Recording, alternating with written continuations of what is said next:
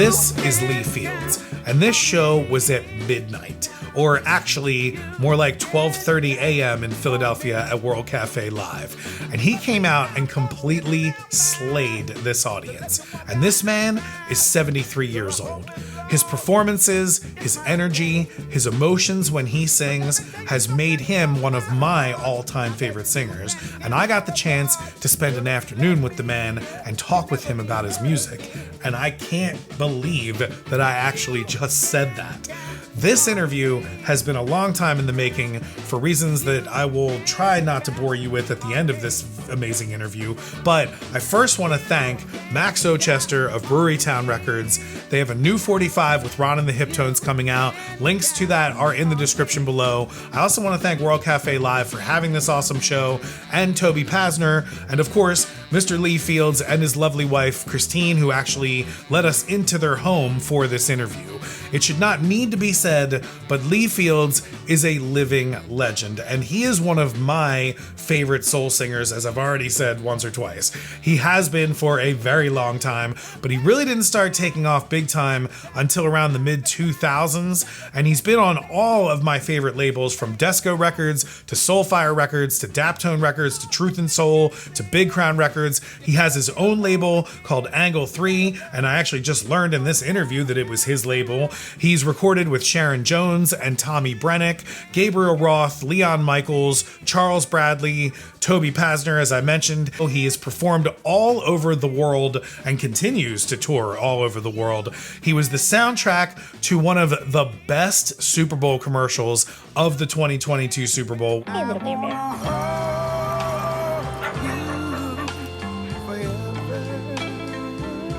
Which was the only highlight of that Super Bowl for me personally. He is one of the greatest performers that I've ever seen live. His energy is infectious on stage, and none of this small little bio here is going to do him any justice, nor is this interview in my opinion. But all that said, Max Ochester got me an opportunity to drive up to New Jersey. Apparently I live within driving distance of this soul legend and one of my favorite singers, and we went to his home on a very dreary morning. And there was all kinds of back and forth of whether or not this would even happen. Again, none of that is necessary, nor is my babbling on about this before the awesome interview.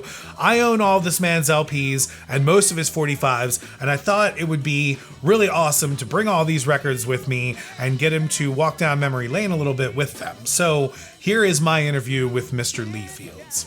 I'm also a musician myself, play the drums.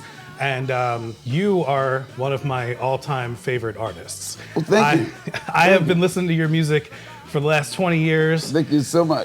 You're also one of the reasons why I even collect vinyl, so it's kind of great that you're here today because... Well, big thumbs up! Yeah, that's right. So, I mean, there's a lot of things to go over here, which is why I actually I thought it would be great today to kind of frame your interview today. I wanted to talk to you about your career. I wanted to talk to you about, the music that you've done and, the labels that you've worked with and everything. And I thought it would be great to just go through your records. Okay. I have all of them. So we're going to just get going here. Okay. Your very early years, tell me how you actually got into music and you got started with music.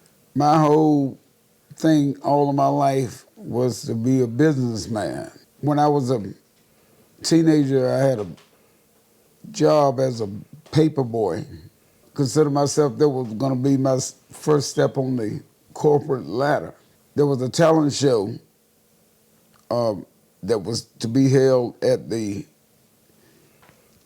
teen center that was in my town.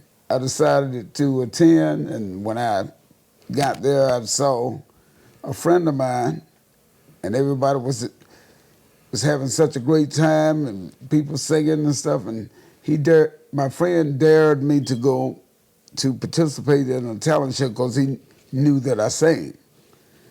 So how old were you at this time? I was about 13 or about 14.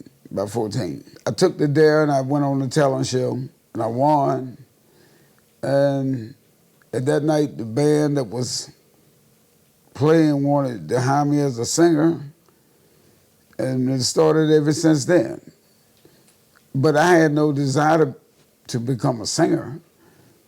my whole thing was to become a businessman. I heard you in another interview mention that you're a real big admirer of Sam Cooke because he was a businessman. But also, I mean, you love his music too. What were some of your other earlier influences musically? Brooke Benton, Sam Cooke, and also like a lot of country and western. Dolly Parton at the time, Earl Scruggs. I liked a lot of country and western, and I liked a lot of rhythm and blues. You know, Bill Doggett and people like that. Whatever was, if it was good, man, I liked it. Bewildered.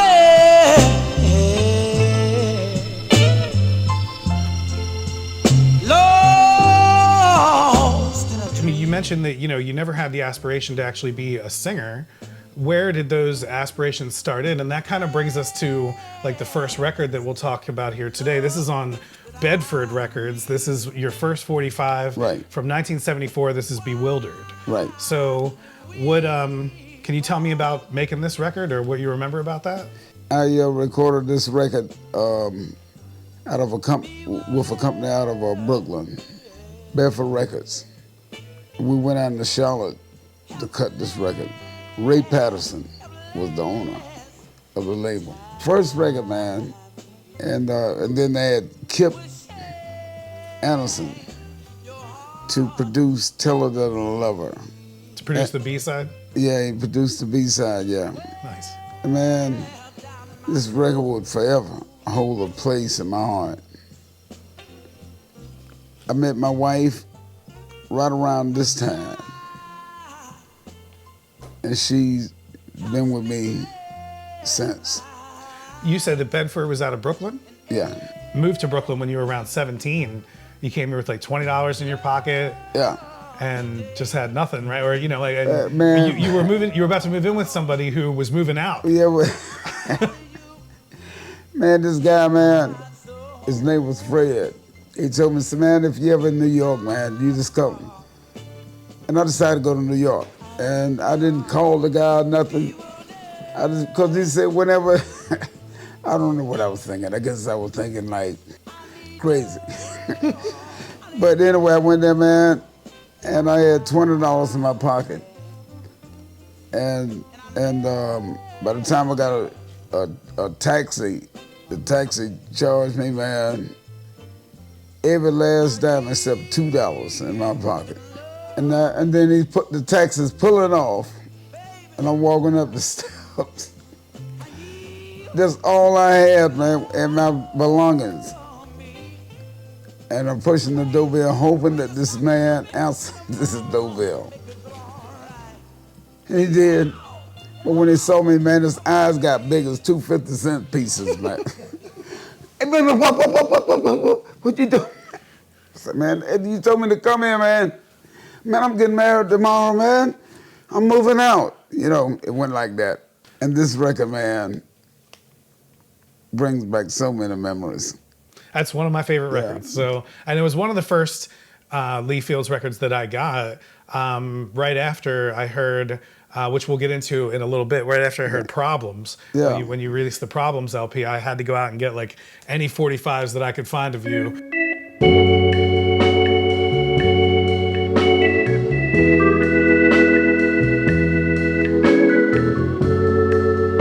One of the reasons why we're here today, the most recent album from Lee Fields, Sentimental Fool.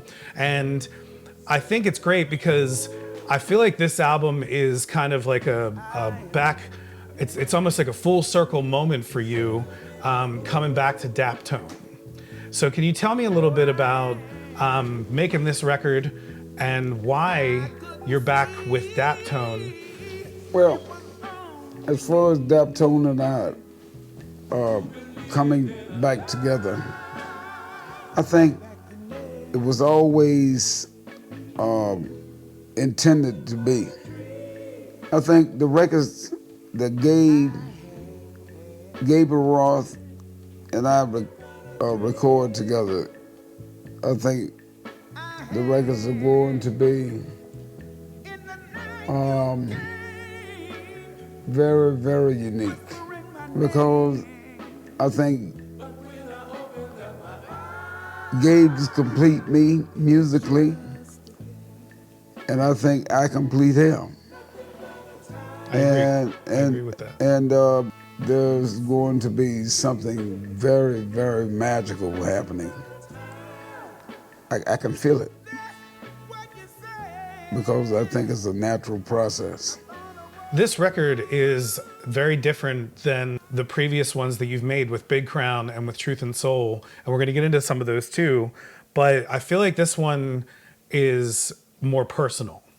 Is there a reason why it's just Lee Fields and not Lee Fields and the Expressions? Is there, like, was there thought behind that? Or do you feel that this is a more personal journey on this one? I think that this is a more personal journey because I'm digging deeper within the confines of who I am, which have always been sort of not private, but people want to know.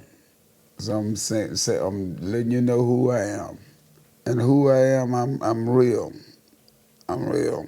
I feel like there's a lot of realness on this record, especially the even just the name of it, like the Sentimental Fool. Yeah. I heard you talk about the first track on here, Forever. Can you talk a little bit about that, about how it's about your wife, right? Yeah. She's an entity that I hope in my demise that I be received by her in another place. I really want to be with her forever. That's beautiful, man. I have to ask, like, you are such a badass. Like, on this front of this record, like, you just look so cool. Where is this taken, and who was this your idea, or like the cover of this record is just so awesome? This is Gabriel. This is Gabe's idea? He had some photographers to take me to close by where he lives. Oh. This is in California. Oh my God! It doesn't even look. This is actually a community lake, a community lake, but it looked like I'm way in some desolate tribal abode, desert island or something. Yeah, that's exactly what I thought it was. I thought you guys went to like Cuba or something. No, this is California. That's this awesome. This is Riverside. That's great. Riverside, California. There's a steam train coming over the hill. This next one here is why I think it's great that Sentimental Fool is back to Daptone, because this is the first LP that you ever cut with Gabriel Roth. Yeah. And so in case people don't know, like tell us a little about this record, or what you remember about this record at all. Well, first of all, the dog, this is Philip Lehman's dog. I never knew that. Used to love that dog, man. Yeah, he used to love that dog. And that's when I first met Philip Lehman and Gabriel Roth. That was a team. Those two were the elixir of the whole new movement, and retro soul. These two guys. When I see this, love that dog too. It makes me go all the way back there mentally. It's just like I just opened up the office, went right in there. Hey Phil, what's up? What's up, Gabe? Like I've been there, man. I'm serious. That's what I was hoping would happen. Man, wow, that's a good feeling. How did that work out? They reached out to you. They heard about you. Yeah, they heard about me. We get on the phone, we talk. I'm talking to some some older guys, because they know so much about the business and stuff. So they tell me to meet them out in Long Island. So me and the wife and my daughter at the time was about 8 years old. We go out there to Long Island, meet these guys. I open up the door, man. I see this curly-haired kid peeping behind the door. I say, I'm here to meet Mr. Gabriel Roth. He said, I'm Gabriel Roth. Then I see this other kid, man, peeping around the door, man. That was Philip Lehman. And I said to myself, man, I'm dealing with a bunch of kids here. Walked on there, and, I'm out here now. I drove all right there. So here's the track, here's what we want you to do, and the guys started talking, and they really seemed like they knew what they were talking about. Went in there, we cut the record, man, and the rest of it is history, man. Man, I'm glad that I talked with them before I saw them. That might not have happened. Yeah, man, it was a beautiful thing. Good thing it was before social media, right? Yeah, before social media. If I would assume if social media was here, I would have seen pictures of them, so I wouldn't have been a surprise. I can't stand. We take it back further though, because this is your first LP, but this is not the first original cover of this LP. This is the reissue of Let's Talk It Over. Yeah. But Let's Talk It Over was your first official LP. That was, and by the way, the Soul Providers later became the Dap Kings, right? Yeah. Is that also at the time where you met Leon Michaels as well? Yeah, because Leon was a part of the, he was a part of the Soul Providers. Okay, that's what I thought. I thought he was part of the Soul Providers. So then, but this record was back prior, and I think I misspoke earlier. I think your Bewildered record was actually 1969, and I think this was 1974. This is your first LP, and so this is your first LP. This is not the original cover. Let me see this. Yeah. Yeah, because the original cover is just the flowers. Yeah. Flowers. Just the flowers. Yeah. Now, do you remember making any of this record or any of the stuff that was going down? Because now there's a lot of the stuff they reissued when this got reissued with Truth and Soul. They put out like The Bull Was Coming and The Funky Screw. Yeah. And some of those things. So this is like a lot of the stuff from Angle 3 Records. Do you remember? Where is Angle 3 out of? Out of Plainfield. That's my label. Oh, that's your. That's my label. So tell me about that. I did not know that was your label. That was my label. Oh, that was my. The Angle 3 is the Trinity. It's the Father, Son, and the Holy Ghost. Well, now then I really have to ask. Because one of the songs, or one of the 45, that Funky Screw and The Bull Is Coming, right? That's recorded under a name, Lee and the Devil's Personal Band. Yeah. So why would you go with the Devil's Personal Band if because I know how spiritual you are. It's the band, all things that belongs to the demon. It's the band. All his personal items and him. That's what that's about. One of the funkiest, the Bull Is Coming and the Funky Screw, one of the funkiest records I own. There's a lot of folks out there making music nowadays who seem to have forgotten what the word funk used to mean. And Lord knows there are too many who never knew. But that ain't nothing, because here at Desco Records, we believe we got enough to go around. So then moving on from there, we have this one, Let's Get a Groove On. Now, this is Desco Records, and this is right after that, this is 1998. So this is after, we're kind of skipping around a little bit, I do apologize. But this is after that Soul Providers. All of these labels that I'm working with at this time are deals that were made at that particular time. As things rolls on, I'm just flowing with whoever's doing what. I can feel myself dragging my feet every time there's a break in the road.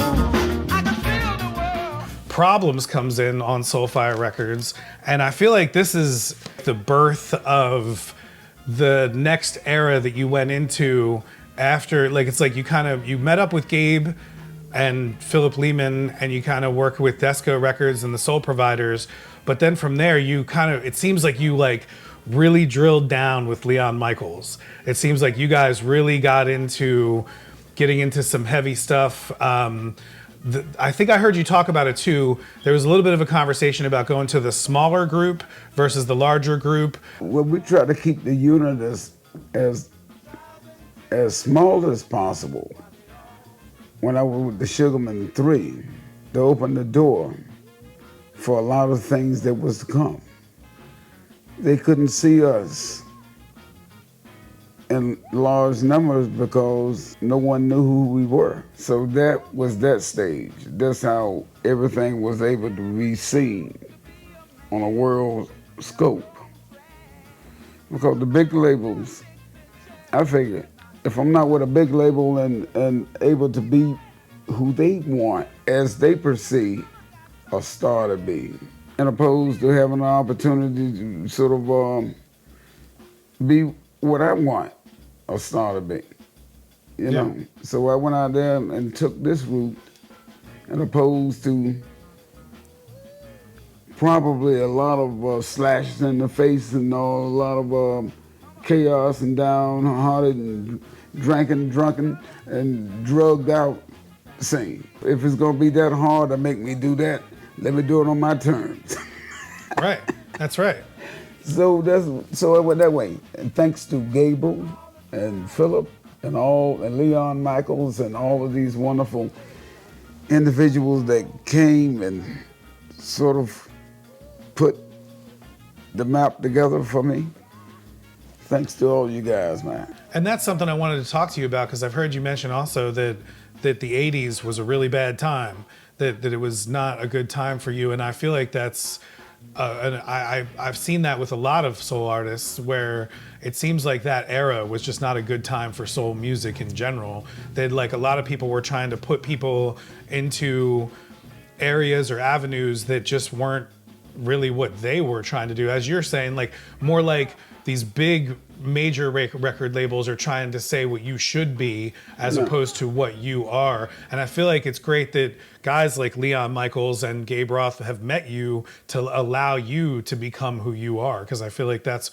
I feel the same way, because Leon Michaels and Gabriel Roth and all of the other individuals, Toby Pasner and all of the other individuals and all of my band members, because very few people get to go global. And I've seen all of the world. And I'm thankful for that, and these individuals. I am too. that I'm lucky enough to have met, to made it happen, and I'm so appreciative. And I say this record's kind of like a turning point, because this is one of the first ones where a lot of the familiar musicians that I keep seeing on a lot of your most recent records are coming in. That one has Homer Steinweiss on drums, and like you just mentioned, Toby Pasner on piano. It also has Tommy Brennick on guitar.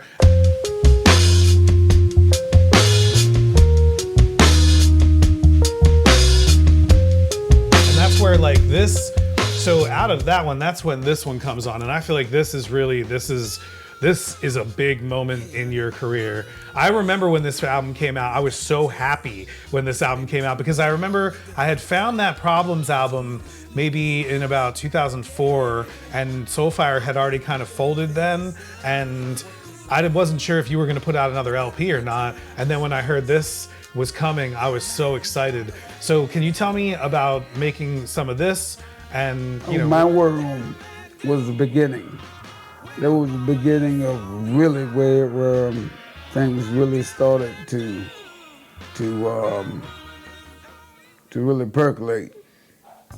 Money is King is probably one of my favorite songs on this record. And then that gets me to a question about your songwriting. Yeah. So do you approach these guys with ideas, with words, with music? How does it develop? Are you talking about Money is King? Or any of them, any of your tunes. I mean, maybe Well, maybe we'll some take of them. Money is King. Yeah.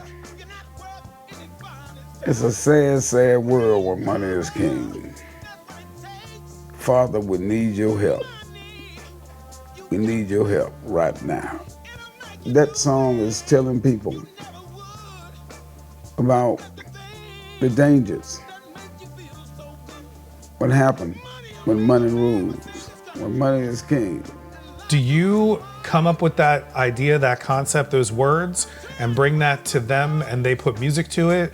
Or do you come up with these musical ideas too? Do you feel like the dun dun dun dun, do you say like, I want something driving like this to go with my idea? Or I think a little bit, we do a little bit of all, everybody. now in this era here, because we got a couple more going through from Truth and Soul, and we'll just like kind of like blow through them all because we don't want to keep you here for all day. But we have these Truth and Soul records. We got Faithful Man, and then we got, and I've met you before, as you can see. We got that one signed on Emma Jean, and then Special Night. Now Special Night's the first one on Big Crown.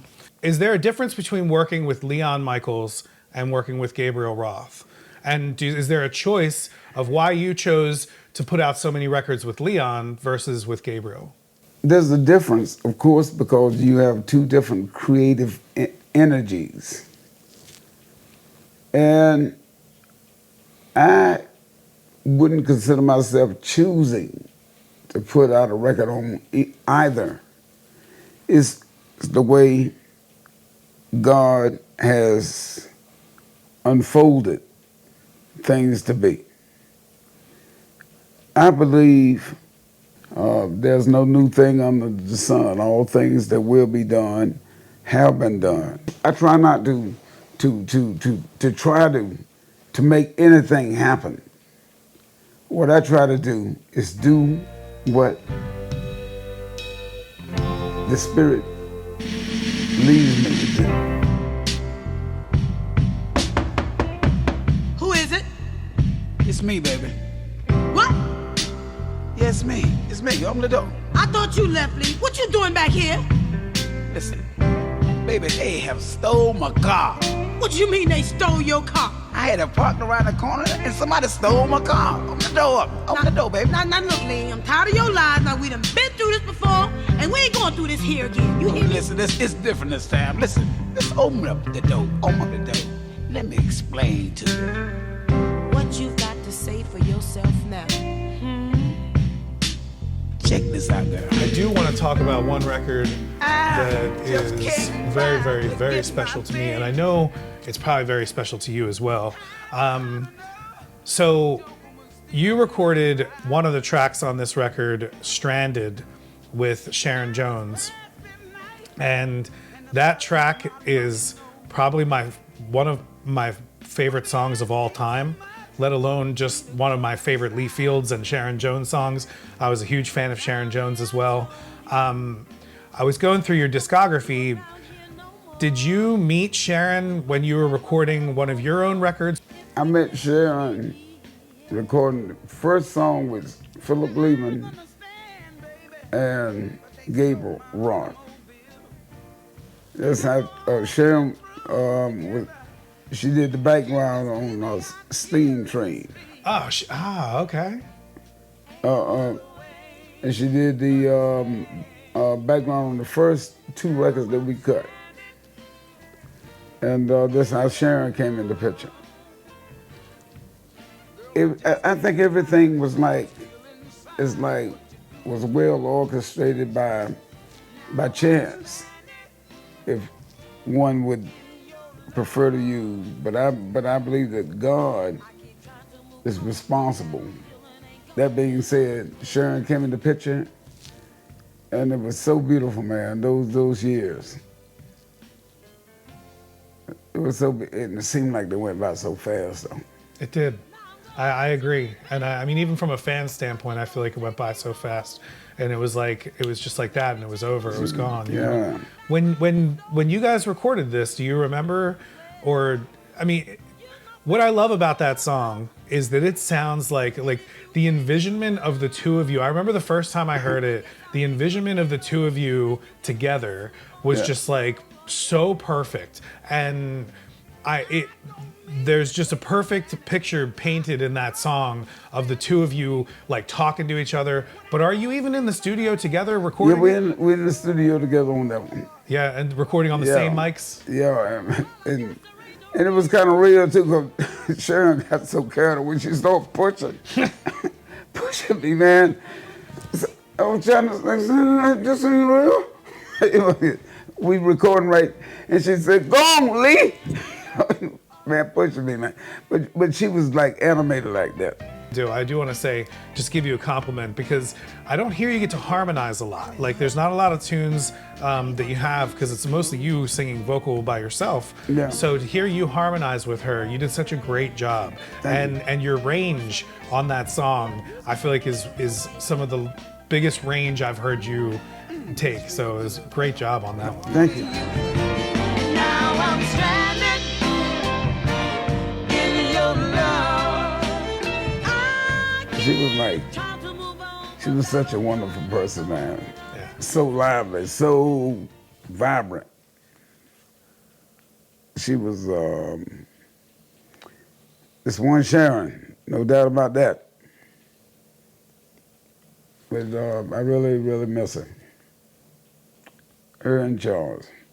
Yeah, Charles too. And Charles, I heard that the first time you met Charles was on a European tour. You took him on a European tour? Yeah, took him on a European tour. And Charles wanted to go home. Because Tommy was trying to make Charles do his best. And I can understand, because that's what you're supposed to do.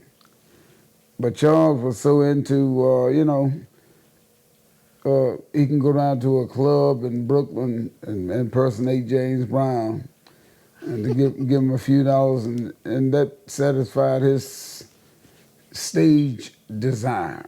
Tommy wanted him to be a name, and they was trying to, man, come on, man, you got to get out of there, you got to find yourself, that kind of stuff. So he wanted him to be better. He wanted him to be at his best. Yeah. He wanted him to be as great as he could be. And that's the way you've got to be in the music business. Your stay will be very short. Every night you got to give the best that you can be.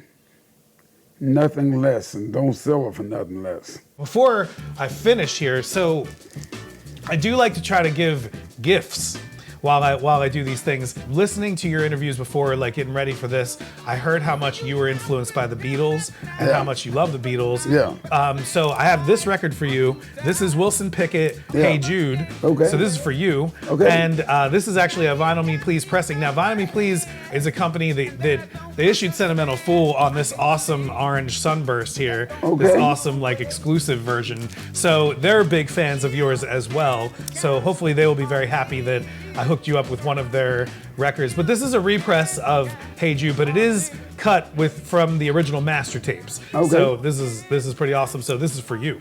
Thank you. You can definitely have that. Thank you so much for taking the time today to talk with me and to even share any of the stories about these records. These records have meant a lot to me. They've definitely made me feel a lot. So they've gotten me through some hard times as well. And seeing you perform and everything is amazing as well. So Okay, I appreciate that. yeah, man. Thank you so much. Thank you. Yeah. First off, I can't even believe this even happened. And again, thank you so much to Mr. Lee Fields and his lovely wife for sharing their home with us to do this interview. She also came out to the midnight show, which was awesome to see her there. And thank you, Toby Pasner, for working this out. And thank you again, Max Ochester, and also World Cafe Live in Philly for even having this show. There's so many people to thank for this amazing opportunity. This interview should have come out a lot sooner. If you watch this channel, you might know that things took a little bit of a bad turn for me at the end of 2023, but I got back on my feet. This would be a perfect plug right here for something like a sponsor from BetterHelp, which this is not sponsored at all by. But seriously, One of the best mental health things in my life is the music of Lee Fields and Daptone and Big Crown Records, all of these labels.